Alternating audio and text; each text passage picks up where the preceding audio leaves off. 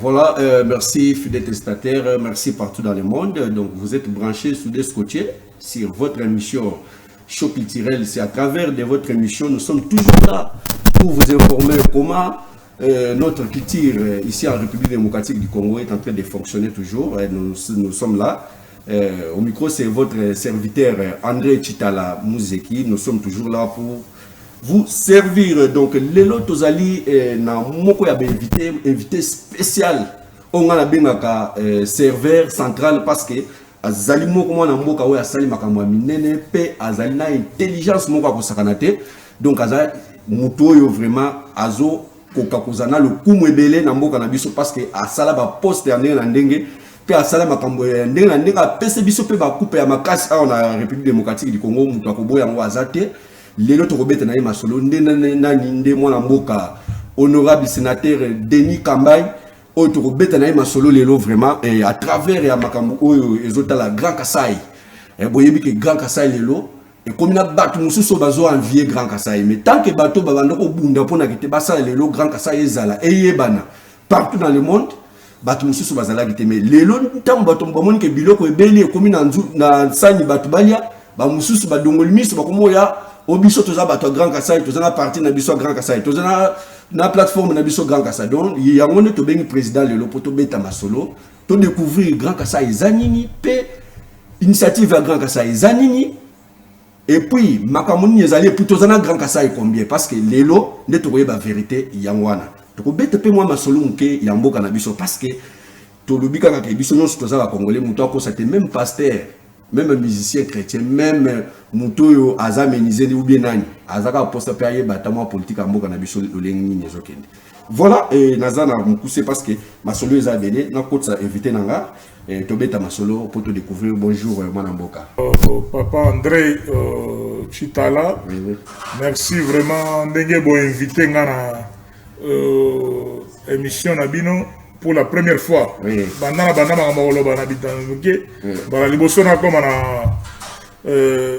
télévision on a participé Mossali Nzambe.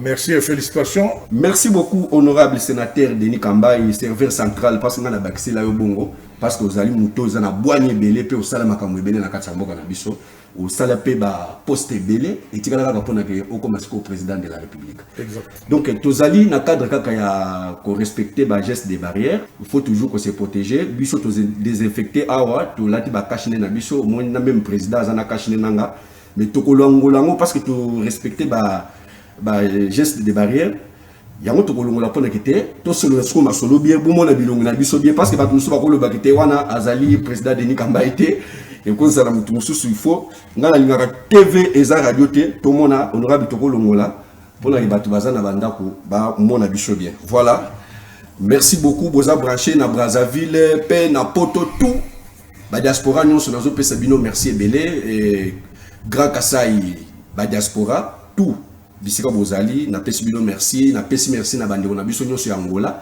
pe awa na République démocratique du Congo to kobeta masolo bozala toujours branché honorable to continue na masolo na biso na pesi na merci ebele na ndengo répondre na invitation na biso et tozana esengo ebele ko yamba une émission ya Show culturel to lingina no toyeba honorable sénateur ou expliquer biso na nous Grand Kasai ezanini pour bateau bazana ndako ba meke mpe ko comprendre. Merci beaucoup Papa André pour l'invitation à on a tout à l'heure. Grand Kasai ezali esprit bomoko ya mwana Kasai oyo avant les années 60 même avant l'indépendance au bisonyo sozali comme chef lié na Lusambo. On est à Kasai Mobimba au ba province nous sommes au lelo ezali ba district ya Kala ya province unique ya Kasai. Au Kasai bomoko wana avec le premier gouverneur noir papa na biso atika biso papa Barthélemy Mukenga Shabantu yende mto remplacer ba Mindele donc ba oboko na nyonso ba Kasai Chikapa ba Kasai central Kananga ba Kasai oriental Mbujimai ba Sankuru na ba Loma ndenge to kabona tsiko na 5 to bandai na province moko yango nde wana to lingi to zonga na logique ya bomoko wana ya ko défendre ba culture na biso ya espace ya Grand Kasai oyo keno Congo oyo biso za pe na 4 espaces linguistiques Donc la langue de communication de l'espace du Grand Kassai ezali la langue Chiluba. Donc valeur auto continue ko ça na langue na biso, valeur na ka toza bo moko biso nyoso bana espace à Grand Kassai o ezalagi il y a quelques années Kassai occidental na Kassai oriental. Toyo kumba masiko na Kassai Chikapa, Kassai central Kananga, Kassai oriental Mbujimai, Lomami Kabinda na Sankuru Otokobenga Lusambo. Lusambo est la premier chef-lieu, première ville où ils ont sanctionné chef-lieu à espace Grand Kassai Mobimba. On est allé sur le plan géographique et historique. Mais makanisi oh il y a revendre à Bomoko. Ça on est dans Lombango par rapport à temps. Biso to bandia on a 92. On va bien en 1992.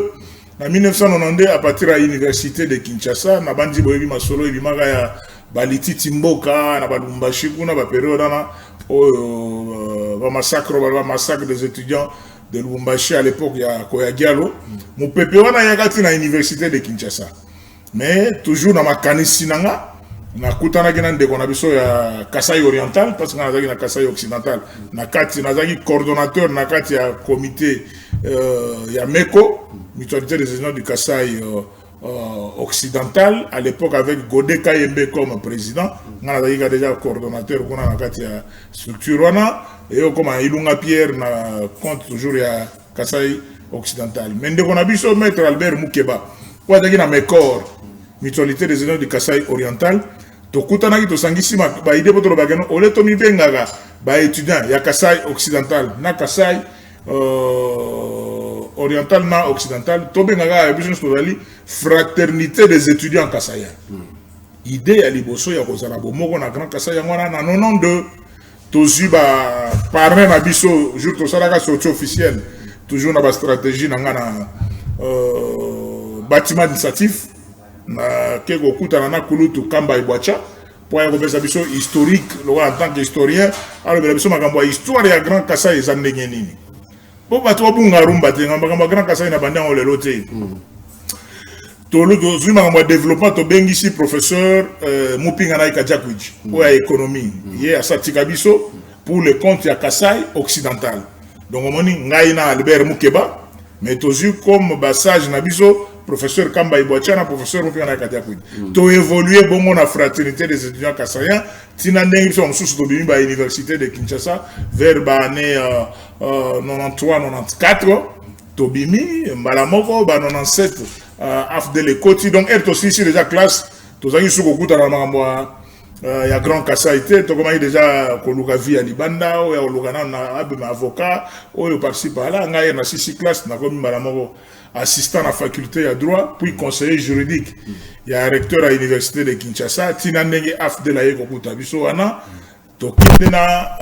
Papa Nabiso, Papa Leg Nabiso Paul Gabriel Kapita Chabani, un des 13 parlementaires na ministère de la fonction publique, ministre de la fonction publique, j'étais son conseiller juridique, tu évolué bongo-ti, dans l'année 2001, nazo sauté à l'étape Moussoussou, 2001, au Makambo Bandagi, il y a un dialogue intercongolais, président Joseph Kabila, à Kenya, en Afrique du Sud, et il y a un 1+4.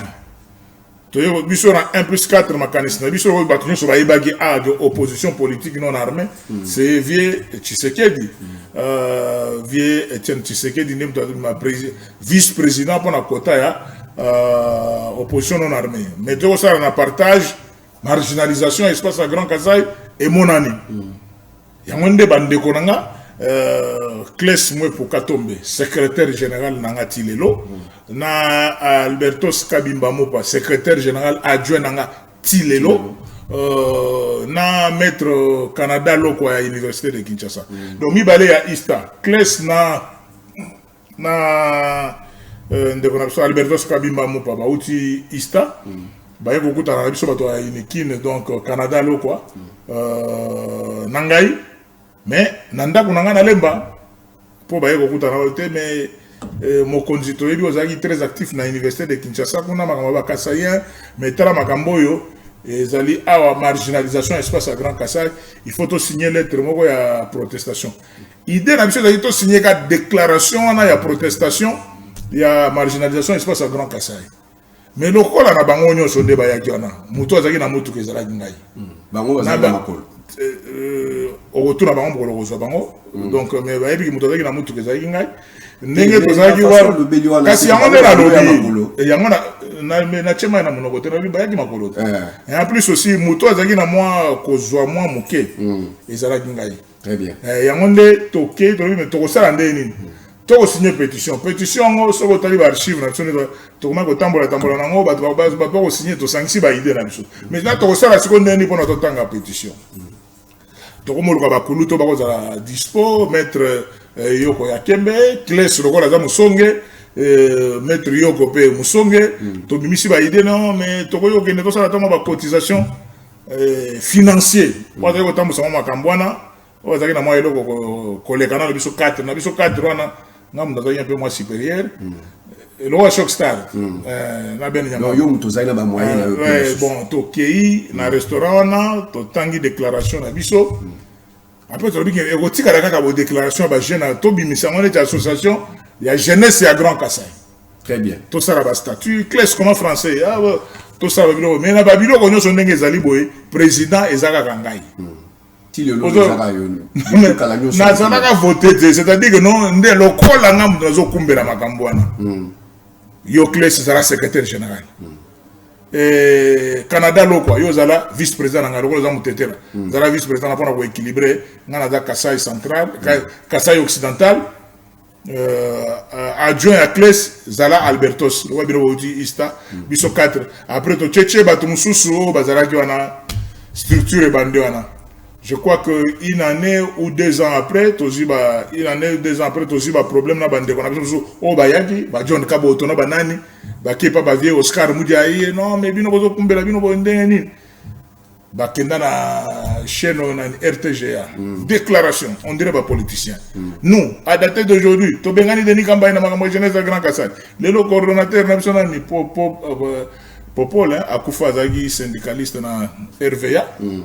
Les choses moins léthargiques côté c'est bon c'est pas bon on a bengi classe on a bengi Albert mais bande qu'on a bino boyeli biso ah ba bi ata côté makambo banda yité qu'est-ce qui se passe on a évolué comme tel mais le col la paix il y avait le forum du Grand Kassai au ba okumbela et pas muto pesa comme forum du Grand Kassai zangai et ça il y a un Grand Kassai avec comme président d'honneur Vieux Kazadi Nyembwe et président actif grand chef Emery Kalamba Afana.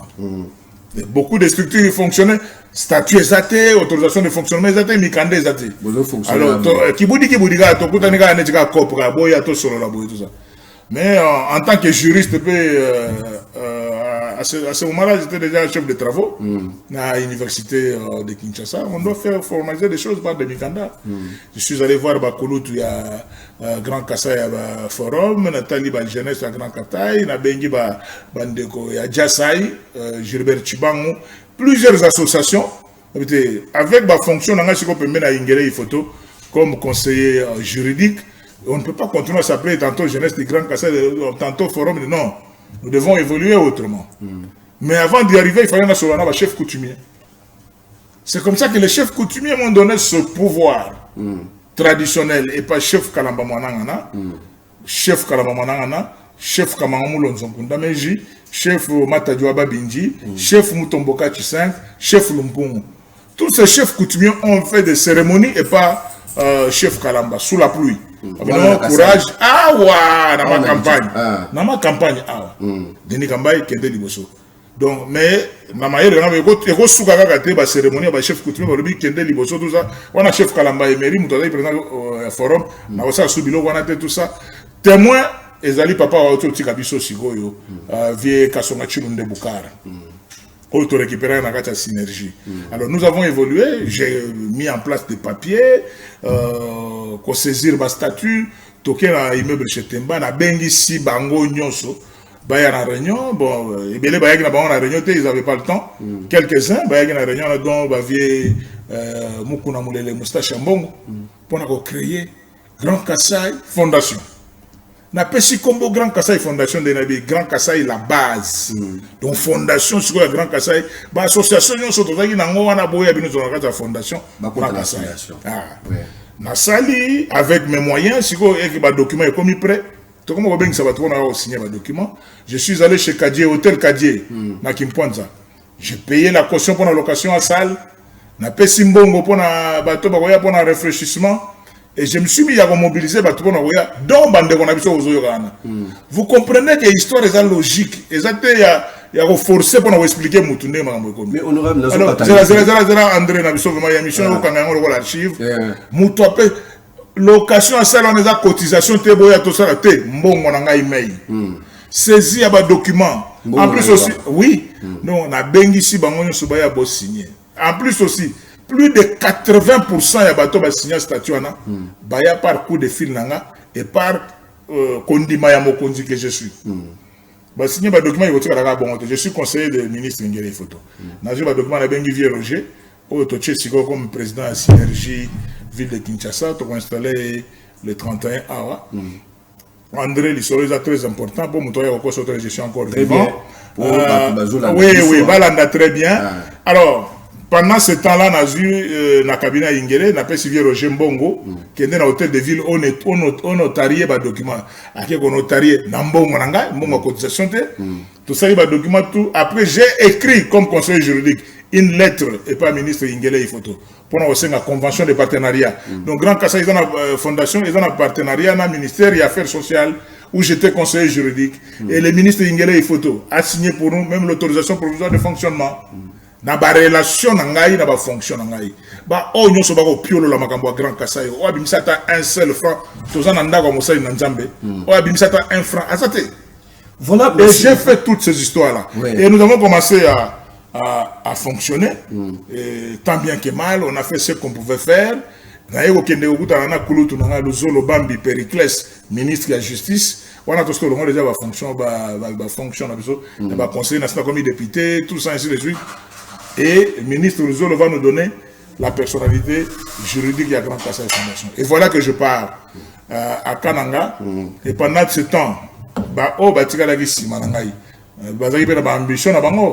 et ça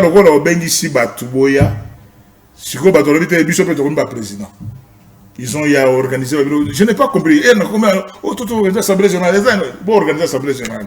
Je ne comprends pas. Mais comme les gens avaient des ambitions cachées, c'est là où on est arrivé aujourd'hui.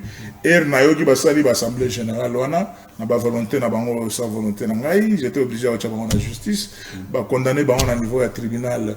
Il y a grande instance, Grand Kassai Fondation, c'est Denis Kambaï. Pendant que tout le professeur on a créé sous Grand Kassai Holding, on a créé sous Chino, on a machine à idée. Serveur central. Serveur, ouais, vraiment, on a vu comme un serveur central. Très bien. En tant que serveur central, on a créé Gagaga. Pendant que j'avais créé toutes ces structures-là, mais il y avait quand même un vieux Nabiso, vieux Boukar Kassonga Chilunde, président de l'INPC Nabiso. Mais Denis, pourquoi beaucoup n'a pas de justice? Je ne sais pas, Jean-Marie Kassamba, si na Rotana Hotel, pour nous passer le conseil, beaucoup n'a justice, tout ça, n'a idée aucune justice. Mais je n'aime pas les mensonges. Pour les locaux, na monnaie passe, na mbongo ya bana nangai, conception, makambunyo songa, na bino batu na zoa ko zoa, boya, yobo, mutoponanga président zata, na moko na micha président parce que c'est loko nanga. Sikoyo, nacho ba fonction yo zala zala boy, bazo profiter. Piège na bango zangindeni. Comme je suis sénateur PPRD, j'étais dans le PPRD, je suis dans le PPRD. Avec ba fonction nanga te babi maneti oh attends muto ya PPRD. Et là il on appelle maman Janine Maditulu. Oh ya Canada, on a chaka présidente ya Grand Kassai Canada. Il pas nga betanga na Vieux Roger Lumbala. Bon moi on a RMTV. Ba ça espace Grand Kassai. Donc association beli bi pas Grand Kassai. Ba to kanisa ke non ba association wana nde sala ganga. Non. C'est ça les problèmes. Serveur central ya ngwana polobi ma vraie idée. Grand Kassai musu ba sala ya pas président na biso ya Synergie Kassai Oriental. Silva ma PDG Silva Mabanga na vie muchis ba ça pe na Grand Kassai na bango mami Freebox ça pe na Grand Kassai donc ba Grand Kassai ba créer ba Grand Kassai mais maison mère serveur central c'est ici le serveur central. Maintenant si vous créez une structure en synergie des notables et toutes les associations du Grand Kassai, Sinajek, mon PPSika, ont créé depuis juillet 2020. Oyoge Panzani Mokili Mobimba, kuna na Paris, pas un garçon efficace. Eric Kabongo, petit frère propre, un guerrier, donc Eric Kabongo, on appelle ce mot de place aux alliés. Kuna na Norvège, pas Willy Ngongo. Ba maman la reine d'Anvers, na ba États-Unis, na ba Australie, na ba Angola, Afrique du Sud, du coup tu es pas ba Isaac, ba Godé, ba Bondish, Mupanda baza kuna na Afrique du Sud. Donc et Panzani Mokili Mobimba na 26 provinces. Auto benga on peut pas sikasiko. Le Grand Kassai s'appelle Synergie des notables et associations du Grand Kassai. Match Zate, il n'y a pas d'égal, il n'y a pas maquillé les athées parce que serveur central, au Magamboa Grand Kassai, est encore en vie. Voilà un peu. Pour expliquer, tu vas comprendre. On aura besoin d'évoluer, mais si comment on a eu le bique Bokenda qui justice, yo longwa qui met. Tu dis que nous avons biso mwepu. Azolo baki yende muto alonga qui la justice, yende muto azui Grand Kassai. Yo balongolio za lusuna te mais ozo sala ka makambo la force pour eloko wana le bien ndenge ocho le baki ezaki eloko na yo dépensaki ya ngono ozolinga te o lâcher yango pa bato mususu te omoni ndeko André Chitala na linga otanga bakomba bato te parce que tozana ba save ndenge moko te. Ah bon? Attends, on limite. Oui, je ne peux pas faire publicité. Et aussi la publicité dans Moutou. Il faut que un CV à Moutou. Il faut que CV à Moutou. On dit débattre. Mais le retour va CV dans Mouté. On a aussi un débat. Claire Sazan de Konangaï, je le salue en passant. Mais Tinandenga Koufa, à secrétaire général Nanga. Nana Nomaye. Il y a tiré la nommé. Donc moi je l'ai nommé secrétaire général parce que même Ertozo Tanga, sur le campus, on a Ista, tu dis qu'il y a un mingi. Soko talibé makambo ma kele le bimi ma Grand Kassai. Faut que pas naïe parce que c'est le champion des réseaux sociaux. Makambo ne nyo sur les réseaux sociaux. So il gata so ka finga ou bien tinda bato finga na réseaux sociaux. Mais makambo to ça sur le terrain. Sur le terrain parce que je sais que Nagoïko Baforsa Ganatirte, leadership Babota Maganango. Oyo Ndenge, Tolobagana solo, pays à la membre politique. On a eu dernièrement AFDC, comment il peut belé. AFDC, Esaïe Belé, bien que Otoyebike, fondateur, maison mère, c'est comme pareil aussi. IDPS, IDPS du Condor, IDPS, mais tu as place maison mère. Donc Grand Kassai, synergie de notables associations du Grand Kassai. Ça va toujours évoluer. Mais si tu as Grand Kassai, merci beaucoup. Vraiment par rapport à temps, parce qu'il fallait que ça soit chrétien dans la politique. Bit à Grand Kassai, les alliés, défense des intérêts des fils et filles du Grand Kassai. Donc, ils ont dit groupe de pression. Moi, nous avons tout ça à la Micolo. Tu as un président de la République. Tu as un président de la République parce que tous les sénateurs, les députés, les partis. Non, c'est le parlementaire de l'espace du Grand Kassai, sous la conduite de Sami Badiban, coordonnateur, et Denis Kambaye comme porte-parole. Comme porte-parole parce que na Kumbela déjà solo à Grand Kassai déjà. C'est-à-dire que Bissonne Tozali Boygo, jour où Bana Kassai, Nzela et Gouta, Kishasa, Kikwit, Chikapa, Kananga, Mbujimai, Kabinda, Lusambo. Donc une route asphaltée et bimite côté à Grand Katanga. Tobongi Sinzela ya Rai. Banda il est boti kuna na Grand Katanga. To tiri Sinzela ya Kalamambouji. Frontière Lunda Nord. Poto le Gagateka bisonyo sokotaka Sumbalesa. Frontière Lunda Nord en passant par Kalamambouji. Ti espace à Grand Kassai. En passant par Kamako. Ti espace à Grand Kassai. Mukolo Oyo avec l'appui de pouvoir, le pouvoir que nous soutenons. Et le président Félix Antoine Tshilombo Tshisekedi. Dossier à Chit Kateno et comment le rôle à Moukia. Donc, et si que pour les pays normalement, ce qui le lonzamba sungi, n'a pas besoin de mettre mon konzamboga, sous-tirage ya courant ya Chimbulu. Parce que c'est normal que snell, câble les gars di colo. Mais je comme on a besoin de courant à Kassai, sous-tirage de courant sur Chibambula. côté à Chikaj et Salemi. Et en plus aussi, aménagement de route à la dessert agricole. Maï. Vieux Tchongo, déjà moi, château niveau Kanangana. Mais si on peut faire sur l'ensemble des actuels 5 provinces, Nagolobagano, Denis Gamba, mission accomplie par rapport à ce que nous sommes en train de faire. Tout ça, groupe de pression, bureau d'études et de conception, d'orientation et pour la défense de l'espace du Grand Kassai. Il y a un dépôt, tous à la rappel à moi, pouvoir Yango, au loto Tikalagaga, association Grand Kassai, il y a un peu moins le colo. Ils ont côté à politique, même si nous sommes dans la politique, Tobimi, député, sénateur, tous à rappel à courage à Wolverhampton. Merci beaucoup, toujours évolué. Et na base va tourner sur la nabiso partout. Na yambi honorable sénateur Denis Kambay.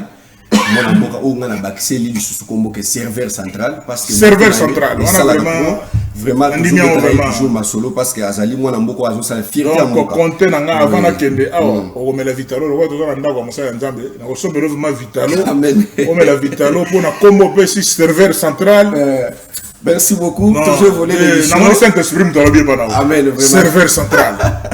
Donc la machine a idée. Si vous battez ni au bako adhérer na Grand Kassai. Na Grand Kassai, au moment où ça a changé, tous les fils et filles du Grand Kassai. Bako yi ko adhérer na Grand Kassai, na synergie de notables associations du Grand Kassai.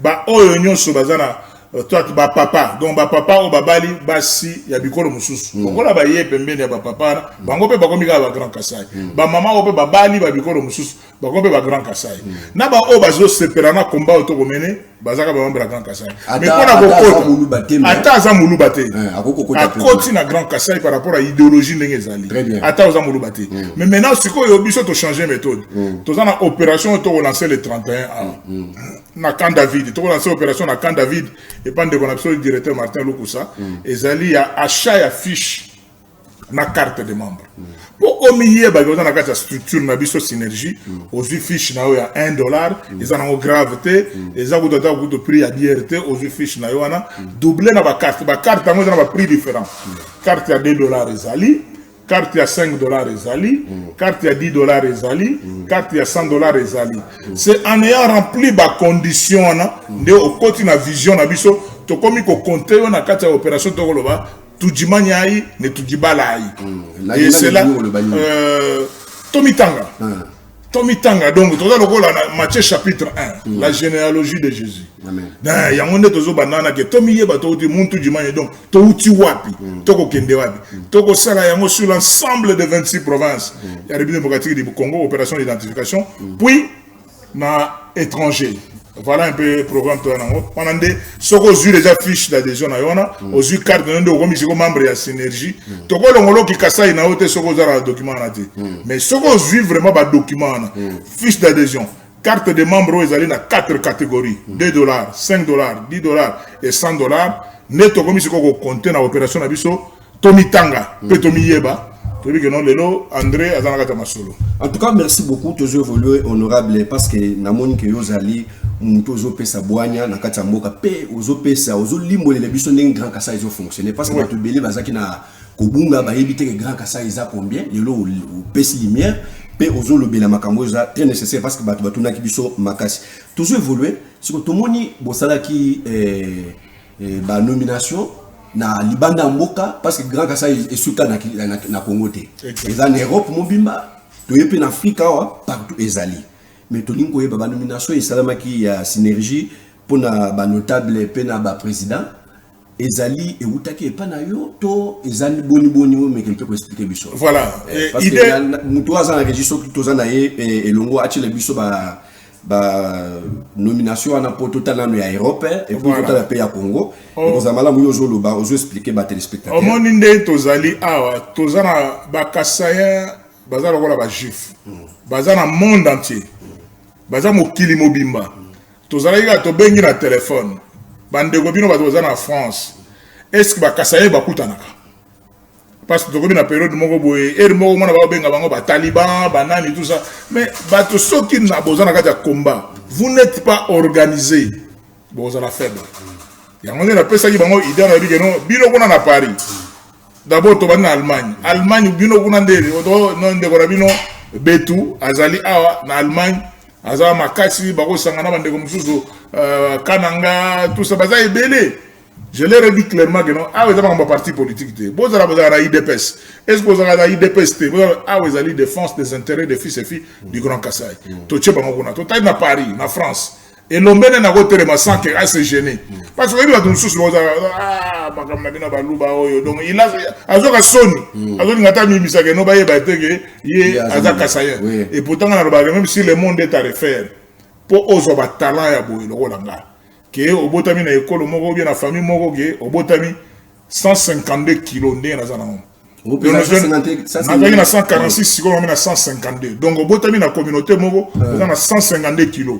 Mais au go beta bale numéro 9 au go kima. Donc eza pièce contre pièce go na na komi ko tana te. Eza pièce contre pièce. Le ministère biso président na bino, biso beto bimisa wa biso.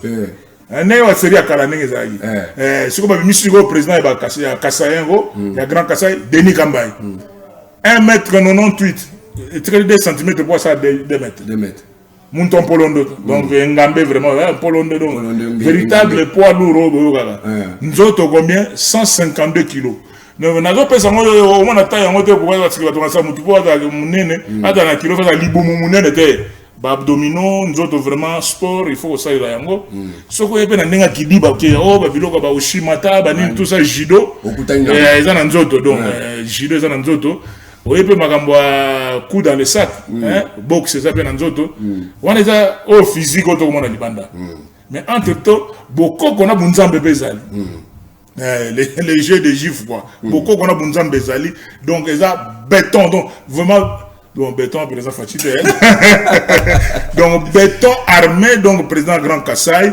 on a 152 kilos 2 mètres très bien donc et aux hommes on a déjà que sali que et toko chaba to pays on a toko tenir on Eric nous contester Eric n'a pas arrêté toko ta na Belgique to cheba tout tous en battu na Belgique, tous en battu na Luxembourg, tous en battu na Anvers, au Baokumbela una. États-Unis, tous en battu déjà Washington, battu Bazali, na Texas, battu Bazali. Il y a 3 ou 4 pays à. Na Brésil, na Brésil, peu maman Hortense Bazali, na Brésil, na Brésil battu Bazali. Na Canada, docteur Bazakuna, na Canada, na Australie. Tout ça, on a déjà. Na Italie, na Angola, il fallait au bois.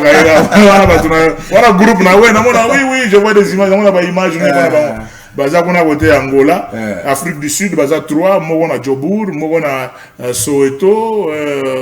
Donc c'est que Baza partout vraiment. On est en train d'évoluer dans Zimbabwe, tous autres bateaux. Donc à travers le monde, tout on a la même philosophie. Au tournoi il y a des c'est-à-dire que nous tout est-ce que beaucoup t'en a. Oh t'es tout t'en a gâté là. Bo banda beaucoup t'en a. Bo ça la comité na bino, bo tinda on a confirmé encore. Très bien. Yango moni ba ko benga que na président international. Président international c'est-à-dire que nous avons battu na libanda nous avons battu na kati ya mboka tozo banda déjà fin du mois pour nous installer Kinshasa avec Vieux Roger Nkata gouverneur de la ville avec 4 vice-gouverneurs il y a Lukunga Funa Moamba Nachango les 31 surtout aussi si ça je dois partir na Congo central et pas président Kozam to installer na Matadi na installer na Mwanda na Zongi na yeko kendende côté le grand Bandundu Kenge Kwilu na Kwango na Kenge na idiofa na tocha na Maindombe donc to cheche batu ba côté on a tout to zongi nde na yeko siko bâton de pèlerin pour na okita na mboka ba Jésus. Très bien. Mboka ba Jésus ezali espace ya Grand Kassai parce que nzamba yoka ka monoko moko. Amen. Nzamba yoka ka monoko moko ça ta fort on ça va prière na monoko mususu so nzamba yoka yo mais soko sambeli monoko moko yoka ke nzamba zo yoka yo directement. Donc na monoko chiluba. Na yo mutolobi. Ça va toujours évoluer honorable. Na base ou expliquer batunyo surtout ba téléspectateurs va comprendre ah aussi qu'on a kolinga ozala sincère la question nous sur nazo poser yo très sincère pour répondre en parce que eza ba question bato bazo tunanga trop les l'autre yo ki ndemo expliquer et président Denis Kambai et puis ba kombo eza ebele na ko bengo honorable sénateur serveur central les unions surtout yango moni même na poto ovandisi makambo siko komona na ba makambo so sali lelo beaucoup qui c'est déjà ce qui si je me trompe pas beaucoup déjà na moi une année pas depuis pour vanisi makambo na bino T. Tozana Tobandi on a juillet na siko à peu près 4 mois. J'ai ça fait combien 5-6 mois. 6 mois. Ouais, 6 mois. On demande ces synergies de notre. Merci beaucoup de Konangai. Au Monique, Batouako Tangela, parce que Zomonage, Auto Bandagi na 92, d'abord esprit, Copé ça va tout. Courage wana. Au bout que na bande gomingi na ça bazaki un peu complexé parce qu'ils se disent quinois. Oh biso bana matete, oranie to mibenga bana matete, bana bandal, c'est bien, mais il s'est gêné de se dire kassayen. Vous comprenez? Mais biso on sous ton dimaga yango déjà parce que Nzambe a sala biso bien sur tous les plans. Et Dieu nous a tout donné ba fonction nyosona grâce à Dieu. Dans les 6 mois, nous avons connu beaucoup de problèmes. Pendant 2 ans, il était en difficulté de fonctionner. Puis, année où il y a création, il y a synergie de notables associations de Grand Kassai, de quoi il y a le coronavirus. Il a commencé à régner à distance, mais ça nous a permis quand même, il y a qu'on nommé déjà et qu'on désigné à travers 26 provinces, nous dirigeants et la synergie. Première action. Et nous avons réfléchi pour tout ça, le programme d'action. Papa Nabiso, on a bien la boîte noire à Grand Kassai. Vieux Boukar Kassonga Chilunde, président INPC, à Tikibiso. Et les quelques jours, mois, matanga, tout ça. Entre-temps, le vice-gouverneur, il y a Kassai Central, parmi les membres d'honneur, il y a structure Nabiso, à Tikibiso, bâtonnier Kamukuni. Donc, tous les matins, il y a membres d'honneur, sur le rôle Andim Puto Business. Donc, tous les années passées, fin d'année, tout ça, les gars, mais il y a moins de toujours dans les 31 ans. À partir des 31, avant de commencer par la grâce de Dieu, parce que c'est lui le maître de temps et des circonstances, avant de commencer le 31 décembre 2021, nous avons posé une question pour saluer. Très bien, merci beaucoup. Tu vas comprendre, toujours évoluer. Si vous avez le président Denis Kambaï, président de Grand Kassai, il paraît que Yozo le Grand Kassai a un minito. Le président Denis Kambaï a un parcelle de Béla en Kinshasa. Mais il paraît que merci beaucoup. Question, posez une question bien. Alors, si on a retourné, il y a bien pas Yesu. Wana yo ni tu oui ba. Te yango la lobinga nazali. Mituna za ipananga. Kasi yango mutuna nazo répondre que d'abord on va répondre sur le plan spirituel avant de commencer sur le plan matériel. Sur le plan spirituel, j'ai un modèle de la vie, c'est Jésus-Christ. Et on a l'ingaraté, qu'est-ce que j'ai, qu'est-ce que je n'ai pas, parce que je ne suis pas dans les mêmes. Je suis détaché des matériels. Très bien. Jamais au monde, mais et j'ai la possibilité d'avoir peut-être un compte en banque, parce que premier, je deviens gouverneur de province pour 8 mois. Na komi na kananga na kuti crise ya somme, pas de moyens. Na tekita konanga ya GB na $300,000. Kanga montant, obi $300,000 au somme montant boni na kananga. Tu peux acheter plus de 6 parcelles ya minene na kananga. Mais pour la côté la passe ya population nanga ya kananga. Na zimbongo nanga, on a ngana so mandako ya Loranda Yenkondo. Na zolo babiloko parce que tuninga neto chubinga mbeli. Mais na peso vérité siko. Donc mbongo pour na so mandako ya nda Yenkondo ba oteka ngona $150,000. Mais moi j'ai à mettre $300,000. Qu'est-ce qui m'empêchait pour na so mandako na? André, quel a été mon choix entre ko so mandako ya $150,000? Mais on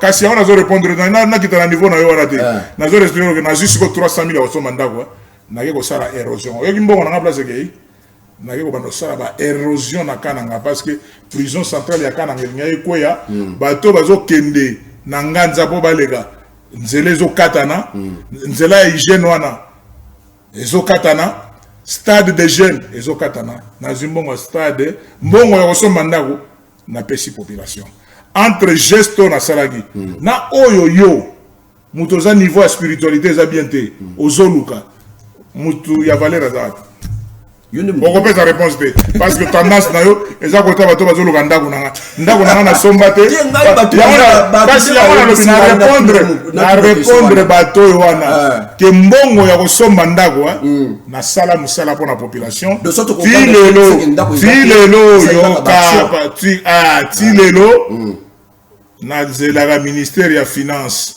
ndenge ndeko nanga Thomas Louaka lobaki okoyi ko préfinancer bazongisa te. Très bien. Donc on a là la libanda mais na servant des populations. Amen. Merci beaucoup. Maintenant si ko calculer sur valeur ya na zombongo na somba ndako ya Loranda ezaki $150,000, moi j'en avais $300,000. Na zombongo na pesa population na leki muninga la valeur. O za ndako ou bien on va saluer les populations. Voilà un peu la différence dans la bataille. On a succès dans la canne. Pour nous sauver, tu es dans la ndako, mais aux andako là, il y a eu beaucoup de population. Très bien. Mais dans la ndako, tu es la population $300,000. En tout cas, très bien, merci beaucoup pour comprendre. Batuno sur Butuna Mutuna que honorable Denis Kambaye Eskazali, Nanda kuna kana ngaboy. La population bongo au bandako. Population bandako et bambongo.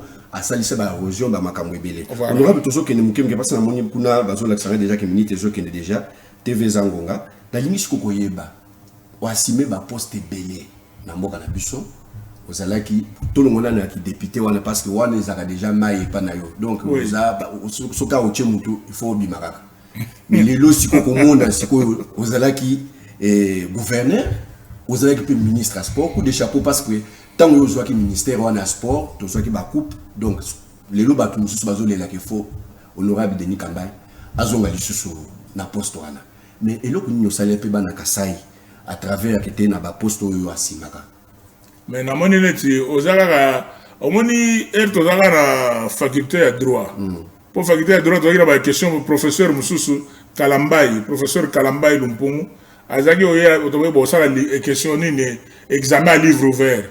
Examen livre ouvert, on a eu des questions déjà préparées. C'est-à-dire qu'on a des questions préparées, aux autres des réponses selon yo. Mais tu reviens sur ce que je viens de dire.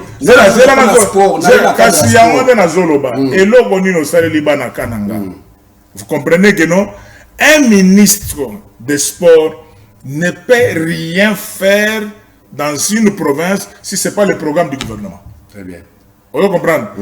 On jetait derrière le projet, il y a construction de stades municipaux, mais ça dit que non, dans quelques mois, on a ça à la tête, il y a un ministère. Pour pas comprendre, il y a des gens qui ont fait 2, 3, 4, 5 ans comme ministre. On a une année et quelques mois. Na Kasai, au succès de na Kasai, on a fait des dépenses, que je n'ai fait que 8 mois de gestion et 11 mois de mandat. Donc, c'est dire tout simplement que c'était dans le projet. Il y a ça là, tout continue comme ça en tant que sénateur. Et je ne peux rien faire. C'est le programme du gouvernement. Merci beaucoup. Ton côté dans la politique, il faut comprendre ma cambo. Les autres, tout le monde a eu un souci. Aux gens qui n'ont pas famille politique, n'abino, ba mususu ba katsingam, ba kena union sacrée. To éviter position ya yo eza boni bato bazolo bazo mona ne toujours tambola nyoka position na yo za clarté o meke mpe ko pese biso la lumière. Merci beaucoup pour au moins place ngana l'équipe bato belé na mayele.